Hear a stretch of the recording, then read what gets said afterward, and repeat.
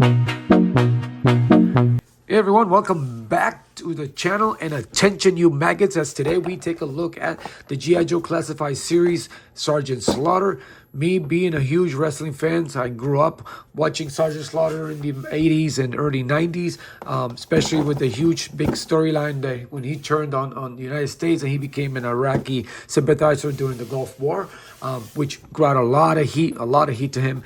And I also was around to witness when he was part of the G.I. Joe and the G.I. Joe cartoon. So I was able to get a little bit of both worlds, being a toy fan, collecting toys, and also being a wrestling fan. So it's great to finally get my hands on this Sergeant Slaughter. So without further ado, I am going to open Sergeant Slaughter up, and I will be right back.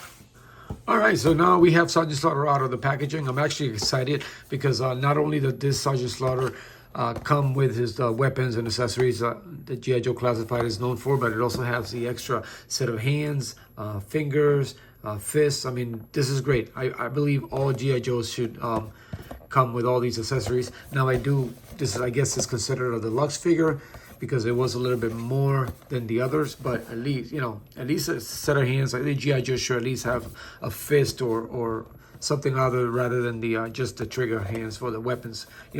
Be good for posing and pictures and all that stuff. So put that to the side.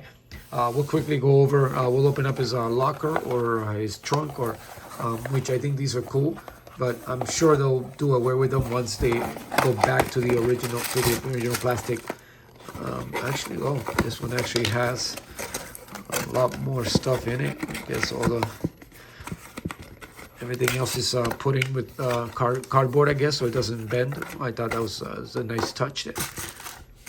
Let's get rid of the wax paper first here.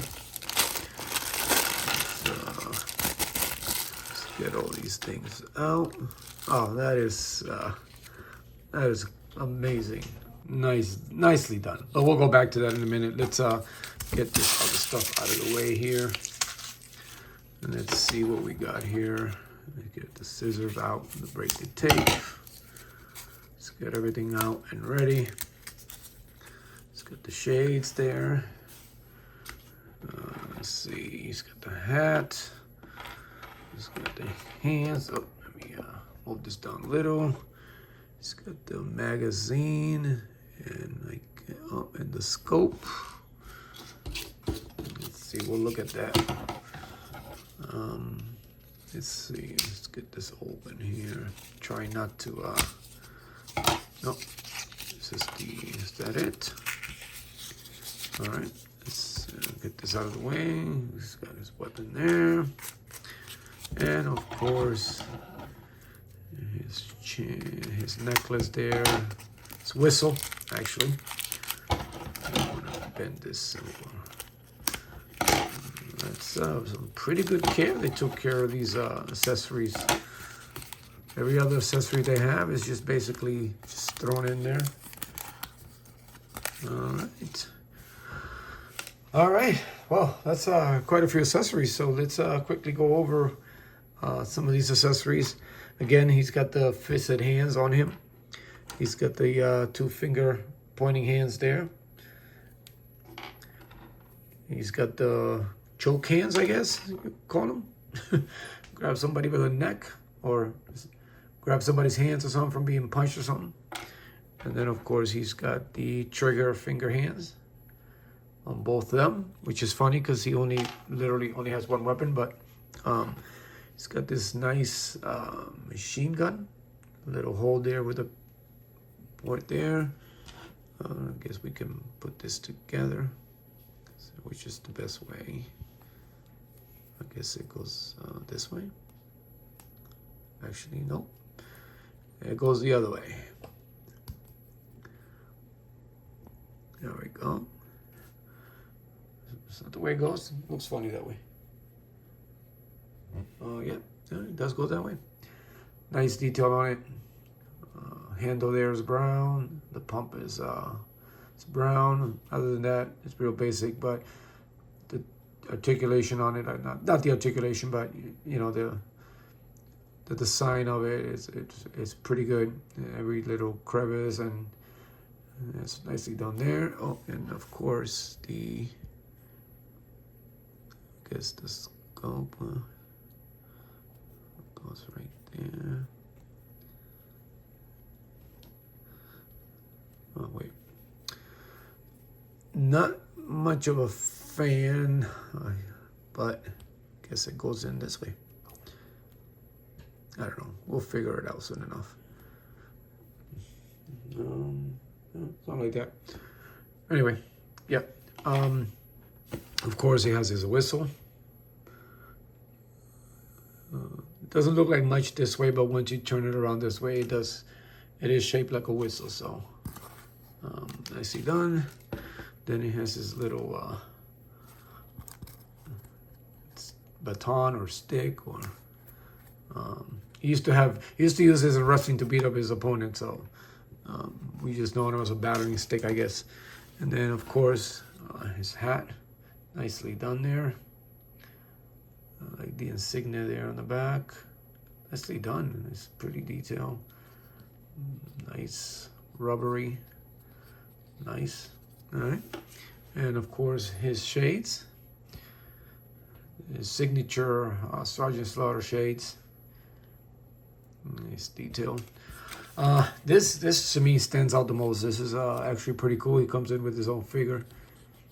Nice little retro card, Sergeant Slaughter. So makes me wonder if this is a preview of something that might be down the line, especially knowing as Walmart has the exclusive retro carded 6-inch or G.I. Joe line. So I'm like, oh, and you can actually slide it off. So that's, before we take a look at Sergeant Slaughter, let's slide this off and take out the figure here. Oh, even protected. It has extra plastic prison there so he doesn't get loose. Let's see how we can, yeah, he's there. He's got you can see the little shades there. The hat, the little insignia on the hat too. Nice little detail, the belt. Yeah, that's not bad at all. This is pretty cool. That is nicely done. That's great. So we're actually going to put little Sarge in here again so I don't lose him. And put that card back in there to protect it. And voila, that's actually pretty cool. That's pretty, I'm excited. That's actually pretty good. Now, on to the Sarge himself. Nice looking figure. Just like the cartoon. I mean, it's very accurate as far as the body type, the muscles. I mean, he didn't really have much muscles as a wrestler. He was just an okay, big, tall guy. He never looked like he worked a lot, but the G.I. Joe, they made him into this huge muscle guy. And it worked for the cartoon. I get it. Sergeant Slaughter, had to be a little bit more menacing than just the regular G.I. Joes, than all the other Joes, though. But the face sculpt, it's okay. The chin could have been up more. Sergeant Slaughter had a huge chin.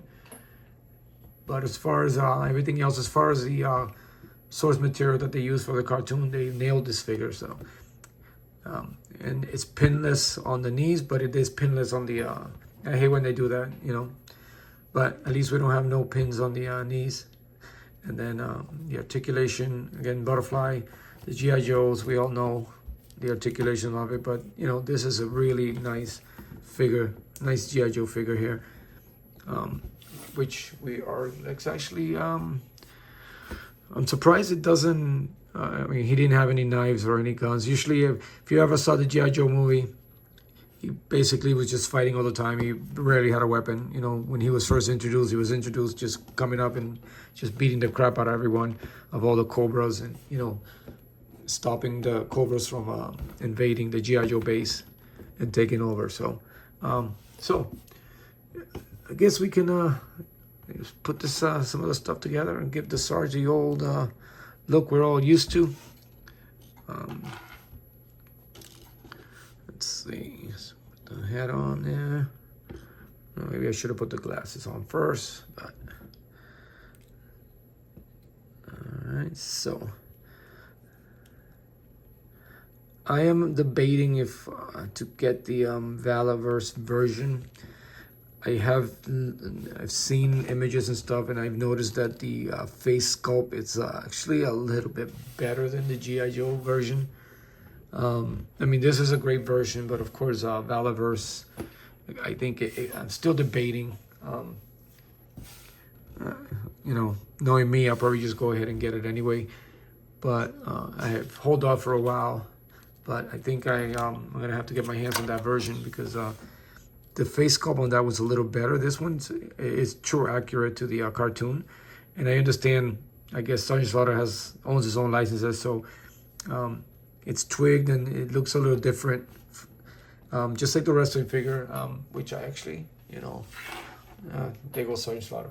I have the all the other Sergeant Slaughter. I missed out on the Mattel Creation one, but I did get the Colonel Sergeant Slaughter here from his days as a Iraqi sympathizer. And when you look at the chin, it sticks out more. So it's a little bit more accurate as far as that part of the face, which is Sergeant Slaughter, I know.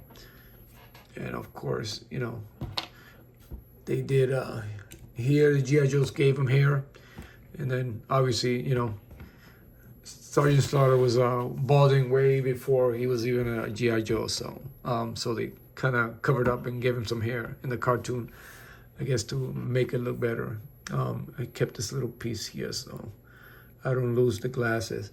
But I mean, as you can see, the face sculpt. When you look at him, you know, you can tell this looks like Sergeant Slaughter, and I think the Valaverse nailed it a little bit better too. Obviously, the details on this one is more up to date. This is a couple years ago, maybe a year or two ago old. So, but they still, I mean, you can still look at this figure and tell it's Sergeant Slaughter. This one, you can tell, yeah, it's G.I. Joe Sergeant Slaughter. So it's a lot different. So I wish they would have just stretched out that chin a little bit more and made it more accurate. But I get it, you know. At least he's probably one of the few times he remembers having hair anyway. So, but other than that, obviously it's a great piece of my collection that was missing. Why I held off for so long, and just hoping to play the waiting game and get a deal on it, but I got tired of waiting. But this is it's actually pretty good. So, as always, guys, thank you for watching my channel. If you come this far, please support the channel, subscribe. Put the comments below what you think. Hit the like button. It might not be a big deal, but you know, to us, it comes a long way. So, as always, take care of each other. Continue to be a fine figure. And as always, I will see you later.